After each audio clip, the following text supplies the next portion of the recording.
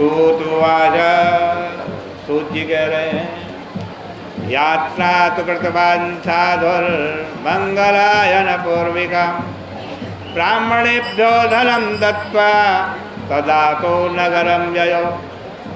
साधु नाम के वेश्य ने पहले मंगलाचरण किया, ब्राह्मणों को बहुत सा धन दान दिया, फिर अपने नगर की तरफ यात्रा प्रारंभ की। कुछ ही दूर गया था, भगवान ने सोचा इसकी परीक्षा लेकर के देखो, भगवान कब किस रूप में आ जाए कोई भरोसा नहीं, इसलिए सबका सम्मान करो, क्या पता उस रूप में भगवान आए हो। भगवान ने दंडी स्वामी का रूप धारण किया, इसके पास पहुंच गए, पूछने लगे बेटा तेरी नौका में क्या है? साधु नाम के वैश्य ने कहा महाराज क्यों पूछते हो, क्या कुछ रुपया पैसा लेने की इच्छा है क्या? बड़े अकड़ में बोला महाराज मेरे पास कुछ नहीं है, मेरी पास क्या होता, मेरी नौका के अंदर लता पत्र आदि भरे में हैं, न जाने कौन भिखमंगे मांगने के लिए आ जाते हैं, न जाने क्या क्या अपशब्द कहे। भगवान ने कहा अच्छा बेटा सत्यम भवतु ते वचा, जाओ तुम्हारे वचन सत्य हो। साधु नाम का वैश्य थोड़ी दूर गया, नौका से उतर के नित्य क्रिया की, फिर नौका की तरफ देखा, नौका तो लता पत्र आदि से ही भरी हुई है, सोना चांदी हीरा मोती सब गायब हो गया। अब देखा मेरा सारा धन नष्ट हो गया, तो बेहोश होकर के गिर पड़ा। दामाद जी आए, जल का छिड़का दिया, होश आया, रोने लगा। दामाद जी ने कहा रोने धोने से कुछ नहीं होने वाला। वो दंडी स्वामी जिनको आप बड़े अकड़ कर बोल रहे थे, अपमान कर रहे थे, मुझे लगता है वो बहुत पहुँचे हुए संत हैं, मुझे लगता है शायद भगवान ही तो नहीं आए। वो कर्तुम अकर्तुम अन्यथा कर्तुम समर्था, वो सब कुछ करने में समर्थ है, चलो उनकी शरण में चलते हैं।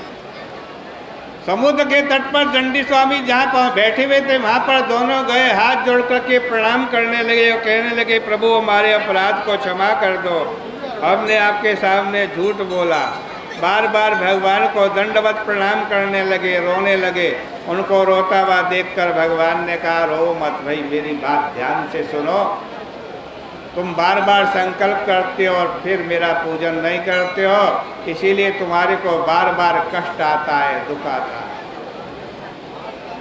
साधु नाम के वैश्य ने कहा प्रभु क्षमा कर दो, आपकी माया बड़ी विचित्र है, आपकी माया से तो ब्रह्मादि देवता भी मोहित हो जाते हैं, वो भी आपका कैसा गुण है, कैसा रूप है, बड़ा आश्चर्यमय, उसको नहीं जान पाते।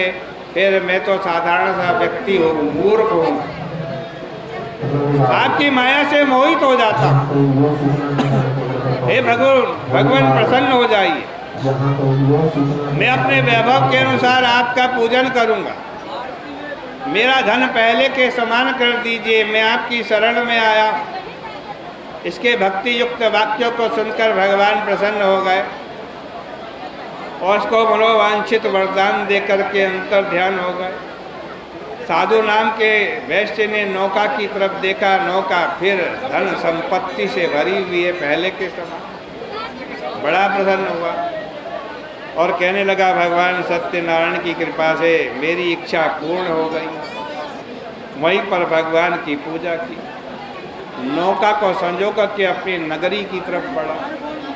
जब उसकी रत्नपुरी नगरी समीप में आ गई तो अपने दूतों को कहा जाओ घर में जाओ, दोनों महिलाओं को सूचना दो कि हम नगर के समीप में आ गए। दूत घर में गए, दोनों महिलाओं को सूचना दी कि साधु नाम के वैश्य सेठ जी नगर के समीप में आ गए हैं, तुम सब उनको लेने के लिए वहाँ पहुँचो।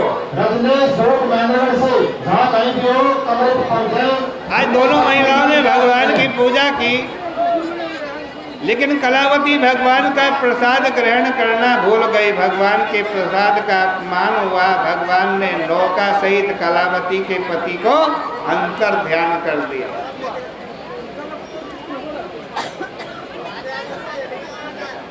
जब कलावती माँ पहुंची, अपने पति को नहीं देखा तो शोक से रुदन करती पृथ्वी पर गिर पड़ी।